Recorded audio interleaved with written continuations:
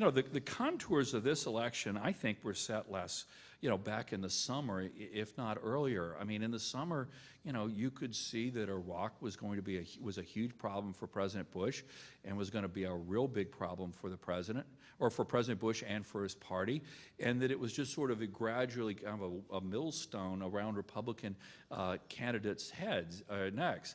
And you could kind of see this building. Now, we didn't know how big it was going to be. And even going back, say, 13 and a half, 14 months after Hurricane Katrina, you could start seeing up in the 30, 40, 50,000 foot in the atmosphere, things getting darker and gloomier for Republican candidates. But, early on, all of us were saying, gosh, there's really not much of a chance of Republicans losing their majority in the House and Senate because, they had sort of these natural structural advantages. I mean, redistricting over the years, last 2 decades, had sort of constricted down the number of competitive districts. It was about an average number of Republican retirements, not an unusually large number, like Democrats did have back in 1994. Democrats, frankly, didn't have that great a recruiting year because, it's not that they did not with a lack of effort, but because they went out and, I'm convinced Rahm Emanuel did everything short of kidnapping the children of some of the prospective Democratic candidates to try to get them in. But out there, a lot of them, you had a lot of people who were proven, tested candidates, people who have run for elective office, won elections before, who turned them down. So a lot of their candidates were people that had never run for office before, or at least never won one before. And that was a problem for them. In the Senate, there was only one Republican retirement. It was in the Senate. You had a bunch of Republican seats that were up in large, for the most part, red states. There were a couple exceptions, but so you look at that. There were these advantages, and I guess I'm from Louisiana, so I could use this metaphor. But it's almost like they had these levees that were sort of protecting the Republican majority and made it hard for this to happen. And frankly, I think when you look at the data that had been building over the last 3 or 4 months, particularly, I think this wave was every bit as big as the 1994 wave. When you look at right direction, wrong track, you look at Congress approval, you look at presidential approval. President Bush had been averaging numbers over the summer that were lower than the lowest Gallup job approval rating that President Clinton had during the entire calendar year of 1994. So you had all these generic ballot tests. You had all these things that suggested that the wave was actually bigger than 94, but the difference is that there were sort of fewer structures on or near the beach, and they were somewhat more durable than what Democrats had back in 1994. And that's why you could have a wave that was as big, but you didn't have a 52-seat loss in the House like Democrats did in 94. Instead, it was 31, 32, something like that. You didn't have an 8-seat loss in the Senate. Instead, you had 4, 5, or 6. But it was because of all these things and, a good get-out-the-vote operation, the 72-hour program, that helped, that it made a difference or could have made the difference or kept things down, kept things from getting as bad as it could have. And one of the themes you see in a lot of the House races is that some of the people that were most endangered for the longest period of time, a decent number of those folks actually made it through, and there were people whose vulnerability didn't become apparent until, the last 30, 60 days, or in some cases, take Jim Leach in Iowa.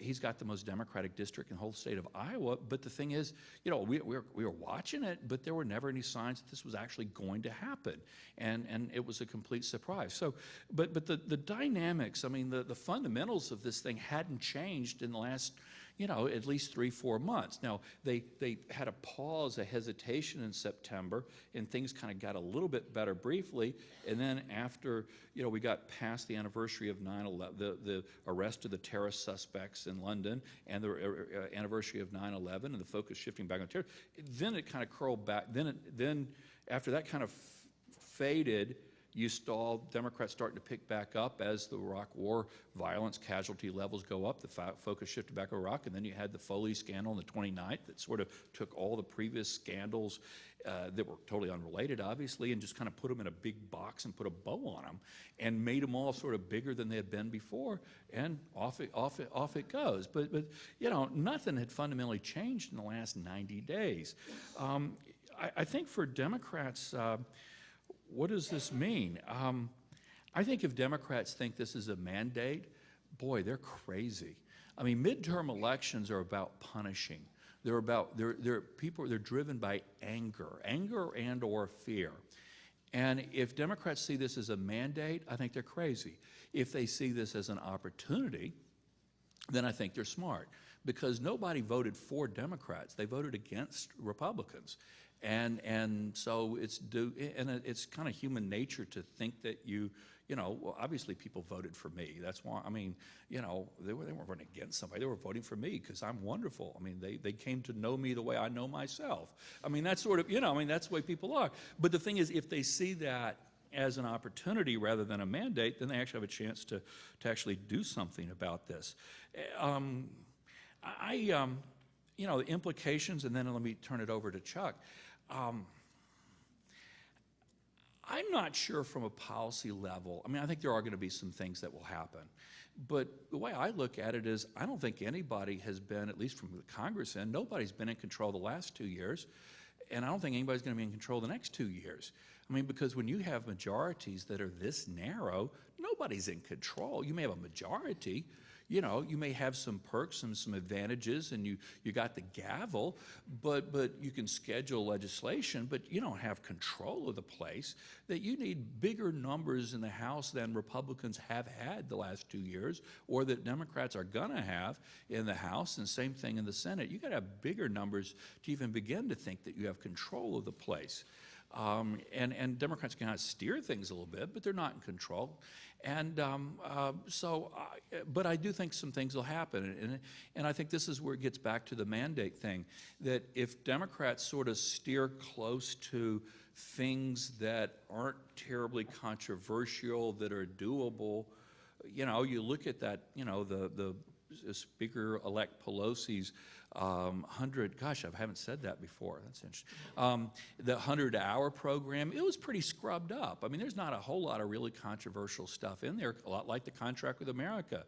A lot of the most controversial stuff there kind of got tossed out beforehand, and, it was pretty, a lot of fairly mainstream issues in there. I suspect that you may see minimum wage increase go through. I would suspect that you might see drug reimportation. You might see negotiation of Medicare prescription drug prices. But once you get past that, I mean, I don't know that there's just a whole lot of big stuff that's going to happen, because these majorities just aren't big. And then just one final point is that Republicans, they've obviously lost a lot of moderates. They've lost some moderate liberal people. They've lost a lot of ground in the Northeast and Midwest. And to a certain extent, and Chuck and I did something earlier this morning, and it was a point he made, but I want to kind of give it a slightly different spin.